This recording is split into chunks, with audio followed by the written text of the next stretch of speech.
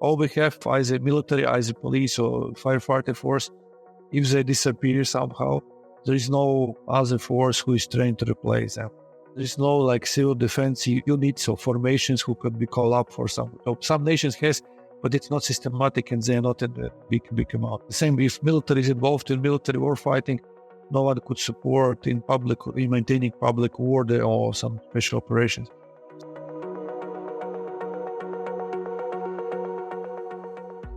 Welcome to the second episode of the third season of the Crisis Lab podcast. I'm your host, Kyle, and today we are taking a deep dive into the complex concept of resilience, which is very much a buzzword these days, with a special emphasis on security and defense and particular focus on the Russian-Ukrainian War. Our conversation will really try and aim to develop and deepen your understanding of resilience and its role in anticipating, preventing, and dealing with, and even recovering from security threats and challenges. And we'll navigate the resilience of institutions, societies, and discuss the contribution of international organizations and touch on different aspects of resilience, including cyber and social resilience. So joining us today is Mr. Vitālijs Rakstiņš, who is a seasoned security resilience expert who has had a distinguished 18-year career in the Latvia Ministry of Interior and Ministry of Defense. His roles have included being the director of the legal department, a counselor at the defense mission to NATO, and the director of the crisis management department. And more recently, from 2021 to 2023, Mr. Rakstins served as the defense counselor to the UK and offered his expertise as a non-resident resilience advisor to the Ukrainian Ministry of Defense. He holds a Master's of Law degree and is currently active in academia as a lecturer and researcher at the Riga Stradins University, where he teaches economic security and national security courses. And besides his academic work, he has authored books like Diaries of the Information War and Resistance Handbook, and developed educational initiatives such as the Debunk NATO media literacy game. So Vitālijs, thanks for joining us again, and it's good to see you. Yeah, thank you for inviting. So this whole concept, and we were just talking before we, sort of started with the podcast and hit the record button, but we were just talking about how resilience has sort of changed over the years, and you've actually been working in this field since about 2018, before resilience became popular, I guess I would say. And so, or at least let me caveat that and say the modern version of resilience, as we know it, as everybody's throwing around the term today, became more prominent in our discussions. And so from your perspective, and having dealt with this for a number of years now, how has resilience shifted? Like, where were you in the beginning in 2018 when you started looking at this topic? What did it mean? And then how has it evolved over time into what you're seeing today? Yeah, thanks for a good question. I think first of all, of course, we need to caveat that term resilience is not agreed, so definition is not agreed because different international organizations, different institutions title it resilience, but if you look at the scope, it's absolutely different topics. But if you look at the modern or evolving concept of resilience, definitely it started after Russian invasion of Ukraine in 2014. Then NATO started to develop so-called resilience guidelines, which also facilitated many processes in European Union and in many NATO and non-NATO nations. And then around 2017-18, I started to do this topic. At that time, maybe it was not understood fully, but we understood that current crisis management system does not fit to address all the threats we are facing. And that's why this idea is that we need to change this concept to be ready to all type of disasters, to all hazards, which is very good described in these different documents related to resilience. And of course, many international organizations value to use term resilience versus crisis management or some kind of hostile title like hybrid, counter-hybrid, because it's not so against some particular nation or non-state actor, but it's like concept which allows us to be ready to almost all type of disasters, all type of crises, even so-called unknown. So it's a broader evolving concept. And if I could sum up at the moment, so it's mainly focused on the continuity of some essential services. So if you look at the European Union, Nordic Baltic region, also NATO, so it's mainly focus on what we call business continuity of essential services. And second part, of course, is also preparedness of population or personnel, starting from psychological, cognitive, but also all this concept to be ready to all type of disasters. So 72 hours emergency back and different courses. So I think these two lines of all this resilience, they are developing very fast due to different external triggers like conventional war in Europe, or is it some kind of actions of non-state actors, or is it some kind of pandemics? Everything talks that we need to change existing crisis management system, which mainly is focused on some certain risks, certain accepted risks on certain risks, and which is not always helps when this situation arrives. And one of the examples is COVID, because each nation had pandemic plans, what to do in case of pandemic, which were tested in different exercise, which have also some reserve.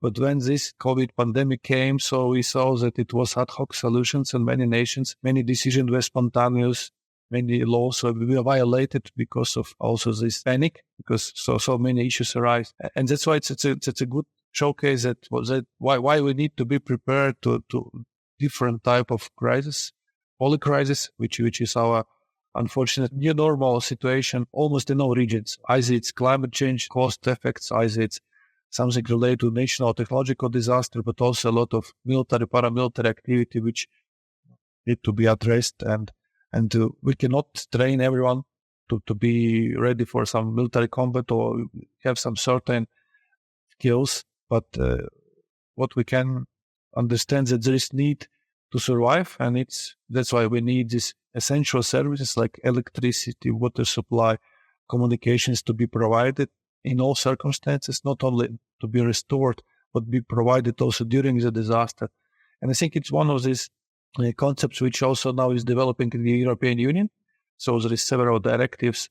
One of the best examples is third directive, like titled Critical Entities Resilience Directive, which is focused on protection of critical infrastructure, what we call critical infrastructure, but from different angles, because in previous years it was either kinetic physical protection of the building or infrastructure, or either it's protection against cyber threats, digital protection. But it's a new focus is also how to facilitate that these critical services are provided during the disaster, which in previous years was maybe concept to safety first, to close everything, save personnel. But if you see that these essential services are critical for all society, so you need to take bigger risks. So I think what we're facing is the complex need to change approach to resilience, to readiness, approach to crisis management, to readiness, which is executed by different organizations by different means. If NATO is looking from military perspective, how to enhance this income, enhance host nation support, or enhance the resilience of the nation, striking nation, then OECD, for instance, they're looking on resilience as a business enabler. So it's enabler for businesses to continue operate also during disaster, like competitive advantage. The European Union is looking from this energy and transport network and resilience. So everyone start to do something, but yeah. So I think what we will see definitely in following years, some approach how to manage these concepts, because we are limited in resources, and many organizations have the same member states as participants, and it's very hard for implementers to start to implement, for instance, regulation from NATO, from European Union, OECD, etc. Usually differ. So you need to start to, at least on the membership level, better coordinate all this. But go too deep, so come back to the beginning. Yeah, thanks for that. It is a complex topic, and you can go very deep into this, and it's very easy to do so. And one of the things that, I've noticed from my field in sort of the crisis emergency management space is that we have always had a view of, okay, we go through our different phases of mitigation and prevention and preparedness and response and recovery. And then we always tend to focus on that. Well, always is a strong word, but we always would traditionally focus on we respond, we recover, we respond, we recover, and sort of that cycle and that disaster response cycle. And now what we're seeing more and more is just sustained, as you mentioned, polycrisis, right? So the sustained crisis, sustained operations. And if it's not one thing, it's something else. And there's a consistent strain and drain on resources and people and manpower and training and equipment and everything else that go along with that. And that's one of the things, too, that it is, if we look across the last sort of 8 years and how things have developed, is that everybody is now starting to get involved in the space, right? You've mentioned quite a few international organizations, and they all have their own perspective on what resilience is. And so what we can divide this in certain areas. You can always have a sectorial approach, right, of what resilience means. And then you also have sort of the international organizations and what they do and with their view of resilience. But can you explain briefly, like, what are the international organizations like NATO, EU, and OECD that you mentioned? What are they actually doing in terms of promoting resilience? And then the second half of that question being, like, who's ultimately going to be responsible for pulling all these things together and actually creating the resilient society, right? And creating and implementing all these different ideas that are floating around. I'll start from the second question, because the responder, the implementation will be responsibility of the nation. So it's international organizations, they can push you, they can give some guidelines or regulation, but always it will be national responsibility, because nations are responsible for crisis management. They're first responders to each crisis. And that's why all these measures, wherever by which organization, wherever by which agreement, so they will be implemented by the national institutions, national ministries, governments. When sometimes it put on the table all these different regulations from different organizations and bringing some challenges for executors. But talking about the organization, mention some of them, because I'm from Europe, and for us, these are the main organizations. Definitely United Nations has a role in resilience, and in many documents, the resilience is mentioned, both as crisis prevention, crisis, disaster response measures, but also part of this 17 sustainability targets, because it's also second part of resilience, which I didn't mention, it also adaptability. So we need to not only to be ready to respond to some crisis, but also to change also behavior, to change infrastructure, to be ready. If we are witnessing climate change, that we need to start to do something now, especially in littoral states or states which are island-based, so because they're facing this level of sea rising, so we need to do something. So, but of course, United Nations has their role.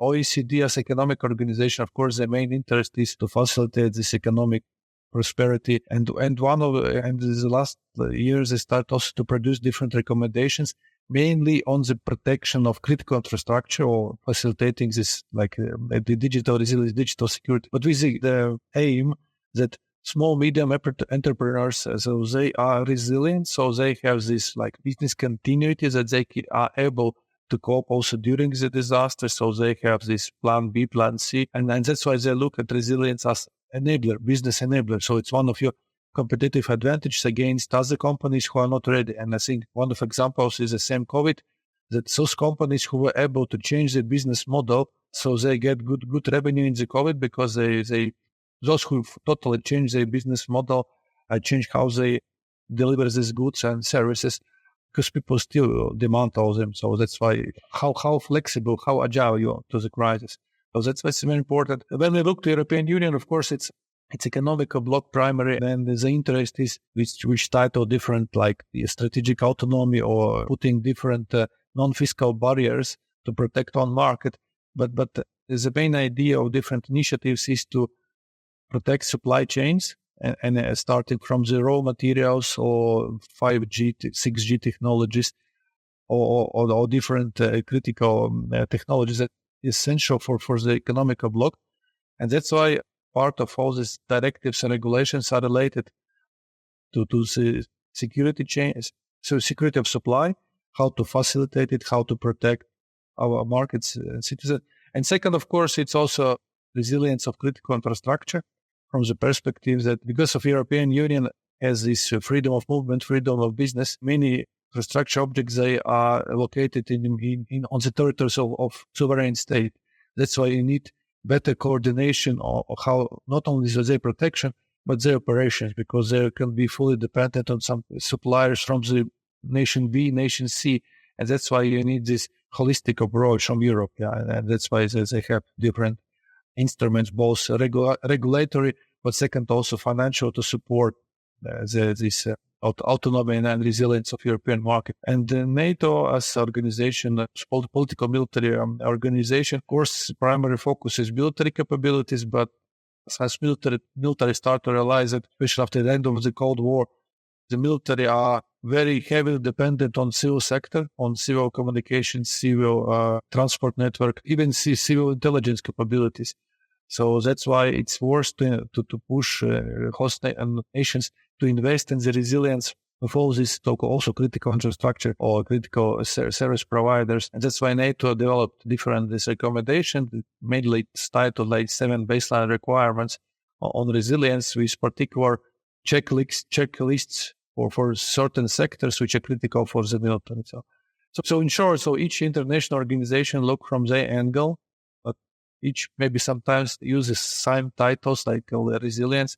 But honestly, I don't believe that there will be ever a joint definition on resilience. Like hybrid warfare, there is no joint definition. Like terrorism and like many, because it's very different angles. But what is common, what is becoming much more common in all of this organization, it is certain level of preparedness. So which is not linked to only one risk, which is your risk appetite, but it's like creating some general capability internal capability to be ready to cope with many risks simultaneously. And of course, it's also some kind of certain preparedness of personnel by training, education, by involvement in leadership. So it's becoming complex challenge. And that's why I think there is also option for the private sector to provide complex solution for it, because each organization set their own standards, and the private sector usually is the one who understands which is profitable, where it could. Because now I think in long term, those solutions who provide this complex solution for all. So it's not only cyber protection or only kinetic protection. So you need to provide all of them at the same time, and which brings different type of planning. Because if you thinking about the protection of critical infrastructure as in old days, it was one type of planners, like former police officers, former military, about the physical protection of buildings. Then some cyber guys came with digital protection. If you need to create business continuity plan, it's a different type of planners. It's people who take decisions on the organization. It's people who plan the process. So you need to almost draft the second business in your mind, how it could be implemented from alternative location, without some certain critical raw materials, without different alternatives. So it's the planning becoming much more complex. And I think the most challenging, and we talked also before about this, it is understanding of all the interdependencies, because as our economy becoming much more complex, as we are also globalization still is on the table. It's very sometimes hard to understand all vulnerabilities of supply chains, or understand the cascading effects of some kind of disruption of some critical service, because they are so interoperable. So you can modulate something, but then something happened and you're shocked how it's possible. We never thought about it. So it brings additional layers of complexity.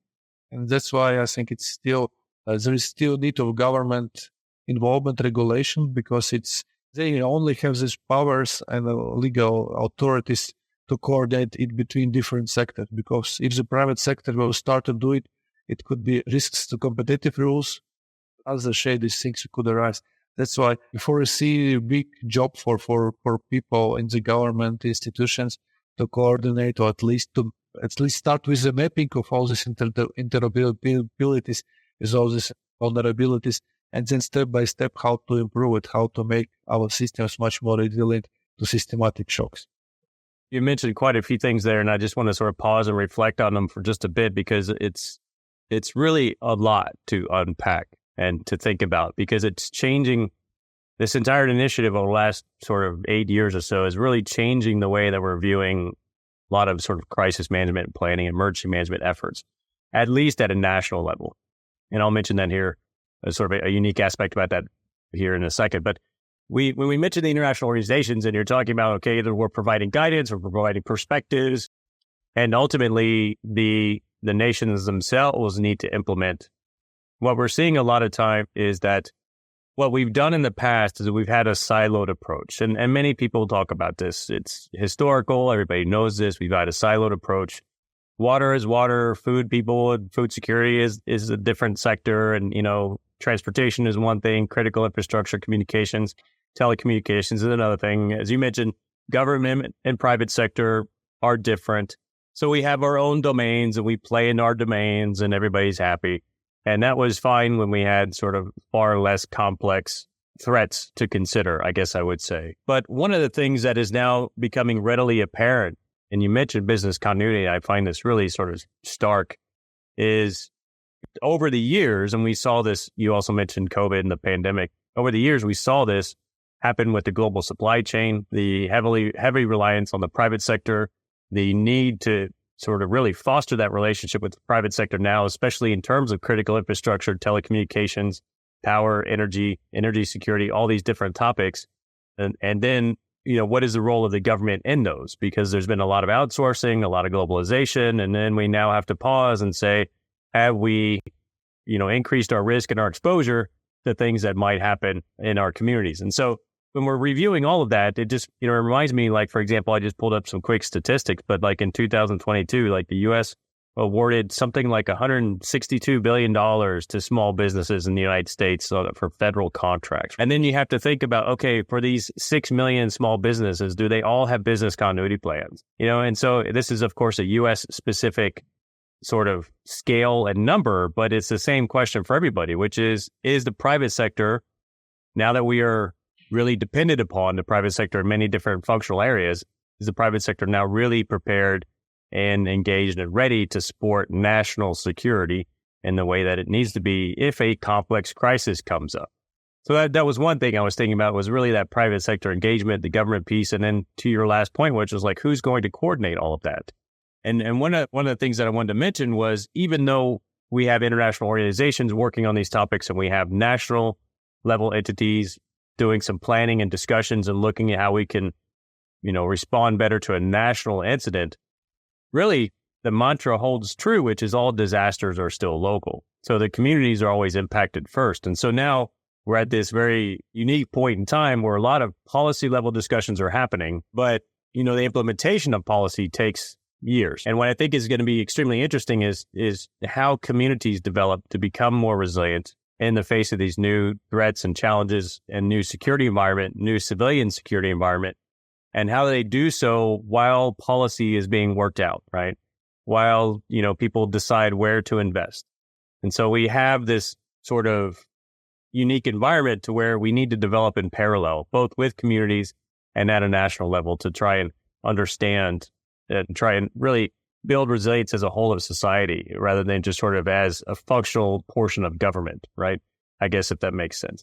And then the last point I wanted to ask you about was, there's been some, and I just mentioned the communities and sort of whole of society approach, but that also leads into another aspect, and you've talked about it, you mentioned it just very briefly, but when we talk about societies in general and people's response to crisis, and we start integrating this aspect of societal resilience and what that means. So can you now sort of bridge that gap for us? So like, okay, we talked about the international organizations. We talked about it being a national responsibility at the end of the day to implement these things. You mentioned there's lots of discussions that have to happen between government and private sector. They have to discuss who's going to invest in resilience, who's going to build these programs and to what requirements, and maintain these, the economic foundation of a nation and all that. But now we've sort of even gone further into just this more sort of gray term in terms of ambiguity about societal resilience overall. So what is the conversation having? What is the conversation sort of around the term societal resilience? What does it mean for people that you're talking to these days? Yes, we'll continue with the private sector, communities, and then to societies. You're fully right. And I think that, if I'm not mistaken, that many different organizations, they also try to facilitate that these businesses are small, especially small, medium enterprise, that they are resilient. So there is many campaigns I have seen that promoting and even sharing some basic standard of this business continuity plan, so to it easy to feel it. But I think so. At the moment there is I don't see so great demand also from the private companies. All these standards are set either by the law, for instance, for the critical infrastructure providers, there is certain rules that need to be executed, starting from the supply chain, from practical protection, etc., etc. But it's also, and that's why it's what we're calling almost every single meeting, conference with industry, it starts that we need to change culture of cooperation. And I'm hearing this for 5-6 years. So everyone agrees that, we need to change how we cooperate, how we do business. But in the end, nothing happened because it's about resources, etc. what we are seeing in the last years, and you better see from the USA, that insurance are becoming much more challenging because insurers don't want to take risks as they took in previous years. And for many small, medium entrepreneurs, if they're not investing in business continuity, if they're not some kind of preventing this, it will be challenged to receive this insurance or some payment, or at least or be insured at all. So that's why I think this concept of and I see that many sectors of the market are becoming less insured, or they have much bigger premiums.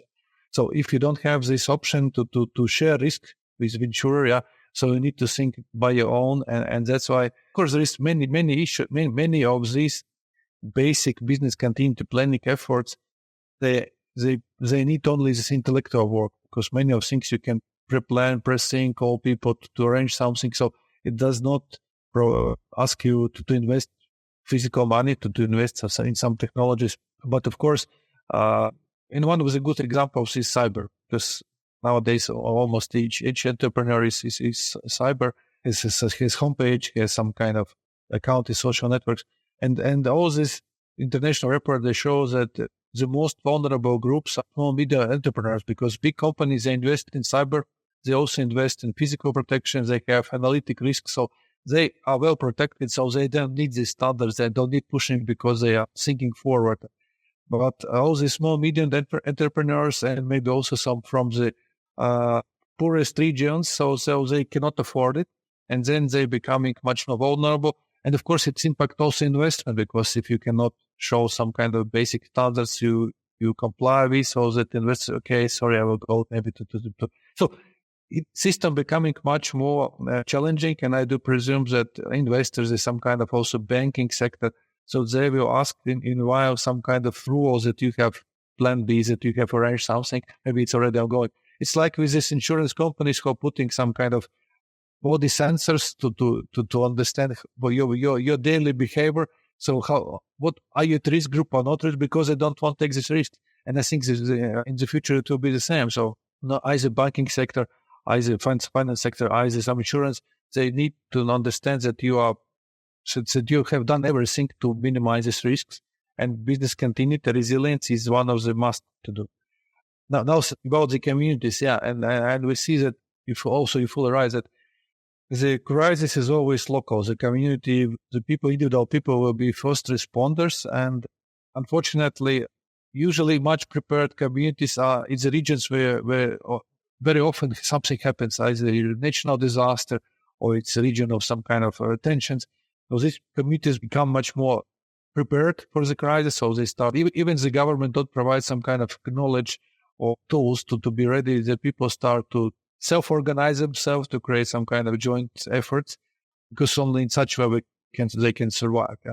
And as one of examples, as Baltic nations, so a frontline state with Russian Federation, of course, many communities in Baltics, they feel this stress, and they also start to self-organize themselves on the local level, starting from some kind of procuring some kind of equipment for the house, also to be much more resilient, to have much more energy efficiency, etc.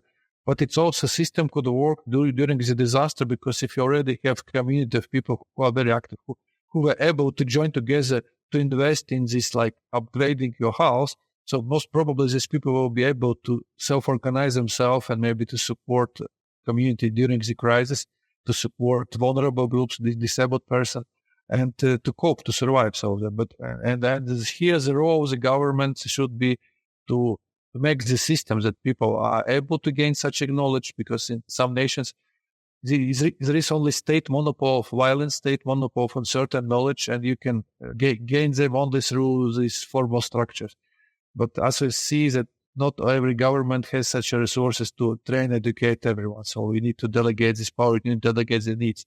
And it's one of example of events where you also participated was this bottom-up organized community forums it is led by NGOs, that people try to, all these activists from different groups, they start to create these networks of people who could support.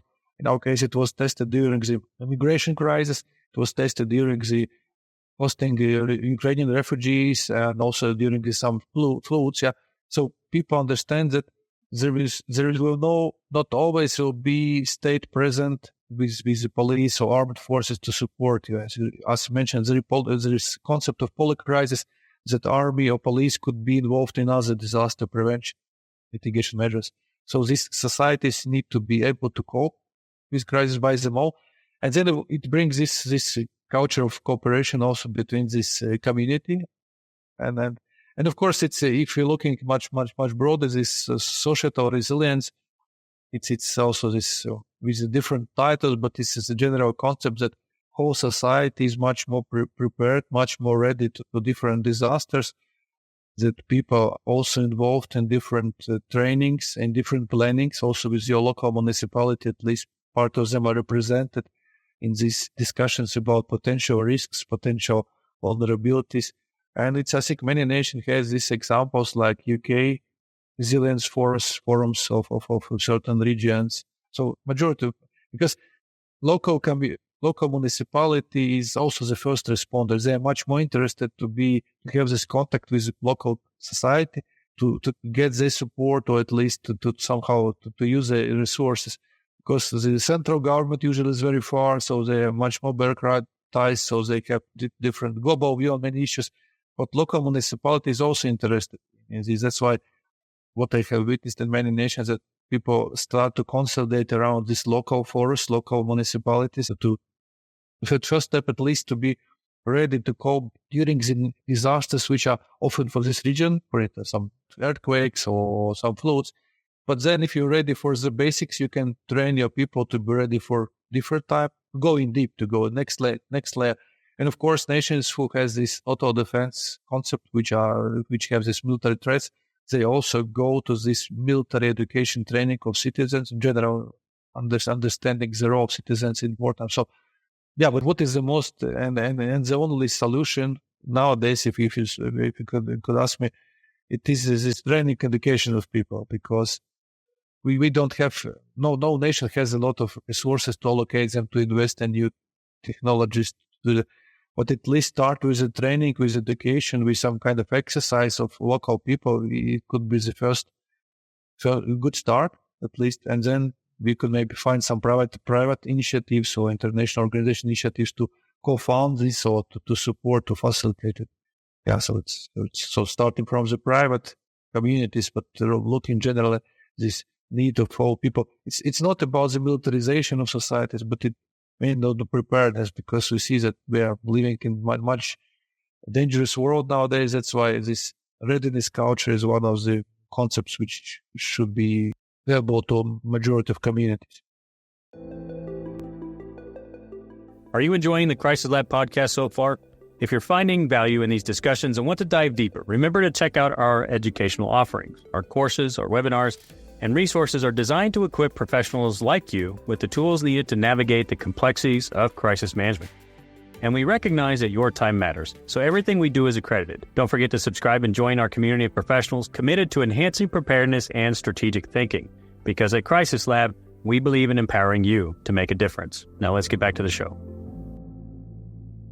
Yeah, I agree. There's often been in the military world, you have military readiness, and that's a specific program. There's not necessarily anything in the civilian world that is a version of civilian readiness, right? So there's emergency preparedness, right? But that's preparedness for a disaster, but not necessarily readiness in terms of readiness and willingness of your community to support a security threat or anything else that goes along with that, right? So it's more preparedness, and I'm prepared to sustain myself for 72 hours. So it's a finite, specific perspective that we have had for a long time, which we needed, and it still exists today. It's still needed today. And now we're really talking about what you were alluding to, which is like, what's the next step now into enhancing overall civilian readiness? It's then leading into, societal resilience overall. It even goes a little bit further. Before I get there, I wanted to hit on the topic of resources, because you mentioned something that people often don't really think about, which is in the world of sort of polycrisis, like you're saying, and there's multiple sort of, issues happening at the same time. We do have a fixed finite amount of resources. And so there's two things that happen in sort of an quote unquote operational environment, which is one, you have multiple events happening and you only have finite amount of resources to apply across multiple events. And so an event, if you get a third event or a fourth event, you're obviously going to be constrained and it becomes a resource issue. So there's only so much that you can do with the resources that we have. And our resources are always planned for historic events, right? So we've had this many traffic accidents, this many fires, this many police calls. We already have a historical view, resource management, and current capabilities. Because if you try to advocate for more, it's a difficult discussion, right? Because people say, where's your justification? Why do you think you need more? And so there's that.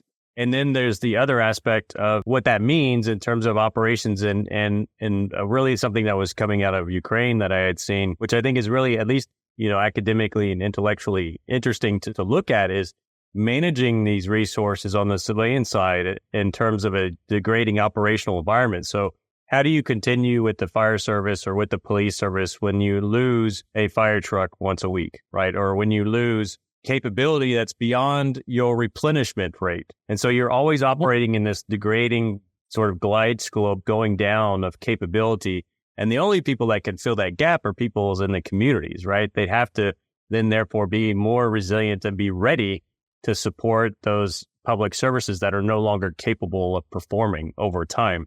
And so it's a really unique and specific thing that we're seeing now that I think people should really take notice of. But it leads us into our next sort of phase here. If we're looking across this spectrum of crisis management and crisis response, I guess I would say, we're talking about sort of the local community, local events, and we have larger sort of multiple regional sort of events leading up to a national level incident and security. And then, we get across the spectrum of sort of just response or recovery. We get into sustained crisis over time. And then we start shifting from, resilience to societal resilience.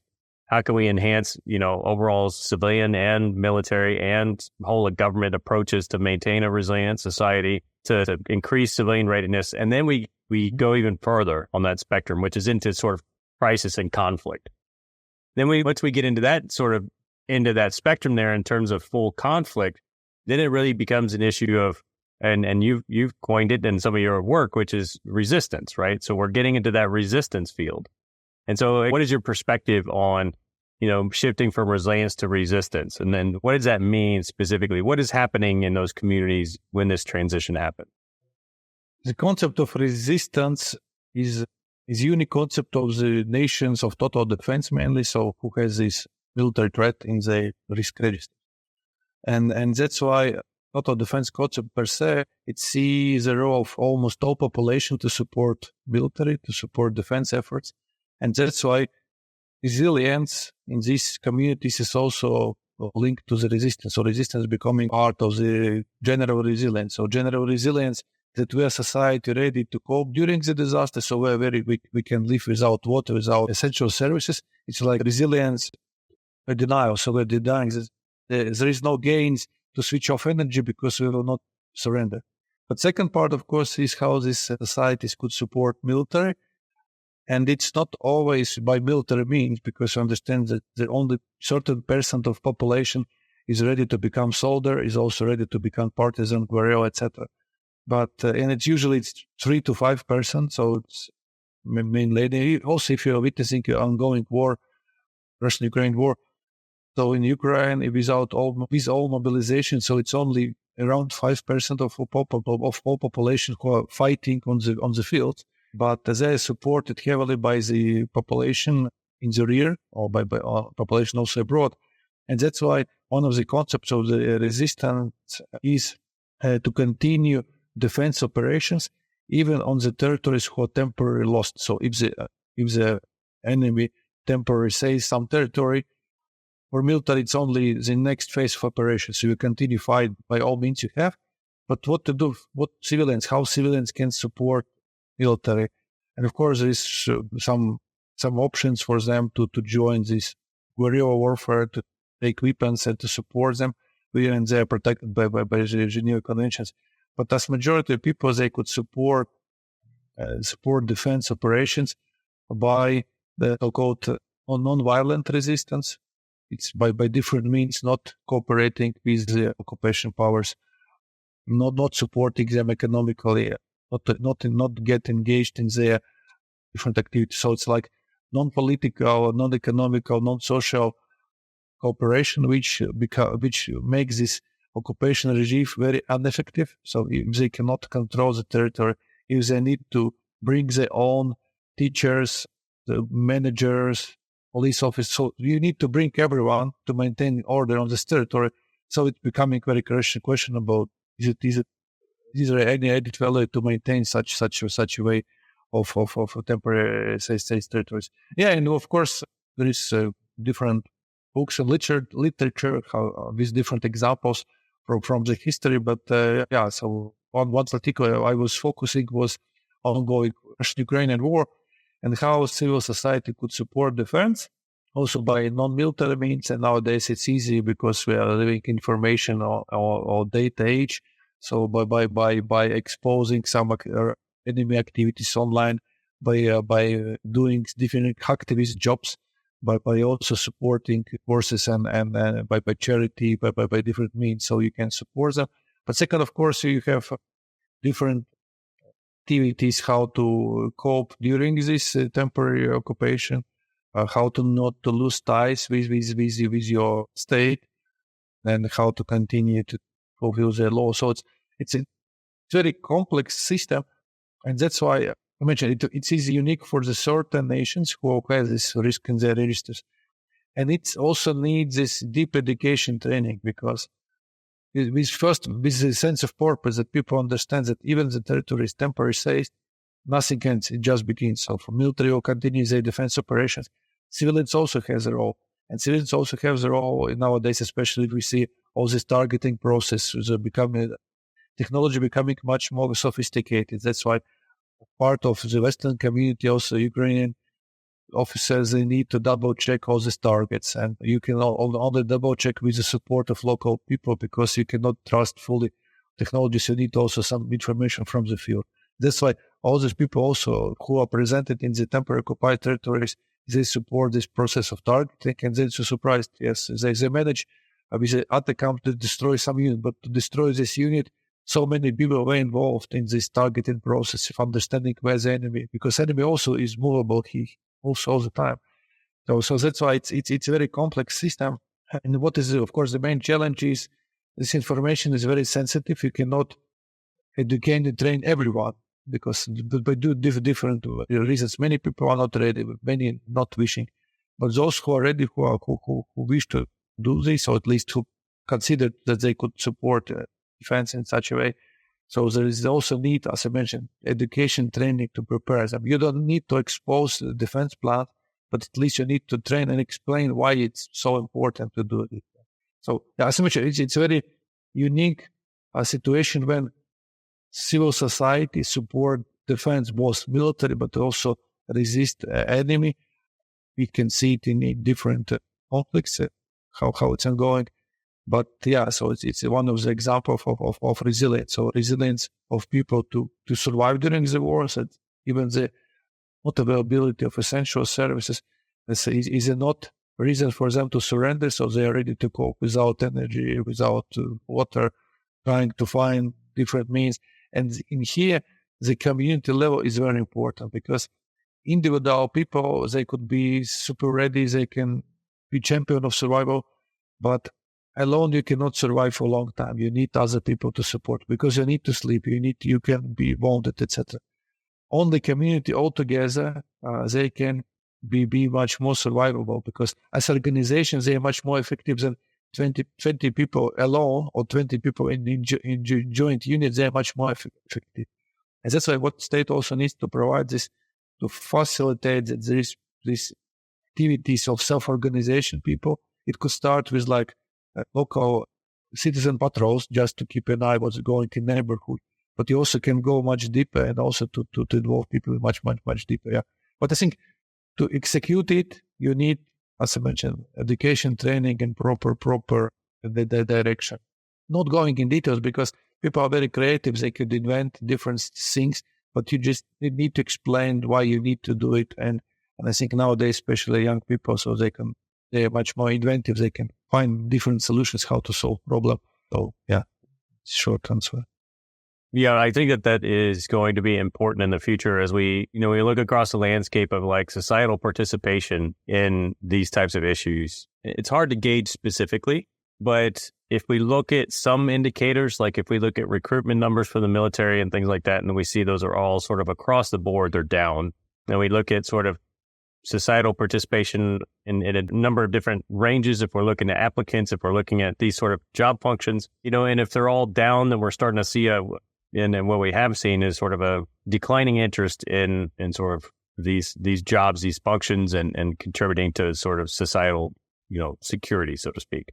And so I think the education and training piece, this advocacy to sort of enhance overall self-organization and awareness of what their requirements are to be a resilient community are going to be increasingly important to try and people to want to contribute back to their communities and to the nation overall, especially in the future. And then if we're looking at the future now, and I guess one of the last questions I have is, what are we really seeing, or what is your perspective on future developments or challenges? I mean, what do you foresee now that you've been working on this for a number of years now and have a number of different projects in this area?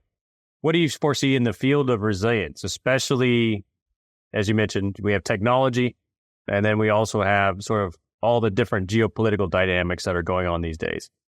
What do you think, or what is, say, one or two things that you're noticing now that may be important in the future? Mm-hmm. Yeah, so I think anyway, our mindset will be changed in the following year. So, and it's because it brings, so we will have to address simultaneously different poly crises, which could be starting from the space where ending with some kind of state actors using modern technologies, like you see the Ukrainian attacks on Russian oil infrastructure.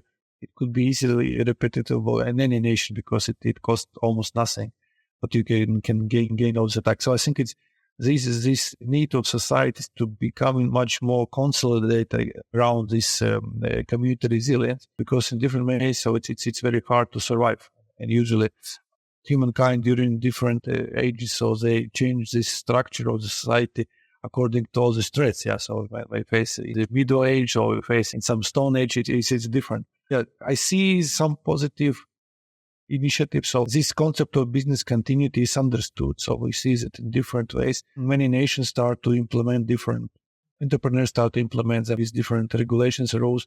But as you mentioned at the beginning, so between the policy documents and the execution, it's several years. So maybe frontline nations, they're much faster. So because of the urgency of the need, to do it faster. But in the end, I think it will be more or less, because many companies are international. So you will just implement the standard like GDPR standard for data protection from one particular European Union. It becoming much more universal standard for all other nations. The similar like security resilience standards somehow through international corporations, they will be also printed to different continents, regions. And second, I think it's understanding, and as you correctly mentioned, that there is no plan B there is no capacity as a plan B. So all we have as a military, as a police or firefighter force, if they disappear somehow, there is no other force who is trained to replace them. There is no like civil defense units or formations who could be called up for some. So some nations has, but it's not systematic and they're not in a big amount. The same if military is involved in military war fighting, no one could support in maintaining public order or some special operations. So that's why I think there will be need also to enhance, to have much bigger reserve of people who are civil defense or police officer or military, because no one could afford to maintain this 24/7 army, 24/7 civil defense corps. But it will be some combination of different like reserve status or some kind of expert status, which could be easily mobilized for crisis. Yeah, but I think so the change of mindset, continuity of different activities, investing in infrastructure, but also in this planning of business continuity of essential services. But I think this is one which is need to be much more enhanced, much more facilitated, is this preparedness of this reserve force for almost all domains, because they could be also support each other, but we need some people who are trained, who can support the state institution or municipality during because it also could be some collaboration between like these communities plus with something. So I think we will see different options for different regions who have their own unique models. But if you describe them also, it's like hybrid reserve type system of people who could plug in and support responsible institutions to cope with different crises. Yeah. And the last one, of course, this mindset should be much broader because still many companies are looking very narrow on their own risk appetite. But we see you need to be looked much broader. Also look inside your supply chain, look inside your partners, suppliers. So by different means, so to be much more resilient. Yeah, I definitely think there's going to be an opportunity to learn and grow in the next few years. I think we're in for sort of turbulent times this year, and it's going to be interesting to see how things develop. But it's very interesting to pause and reflect upon the spectrum of crisis and how we're moving through these different perspectives, these different fields, right?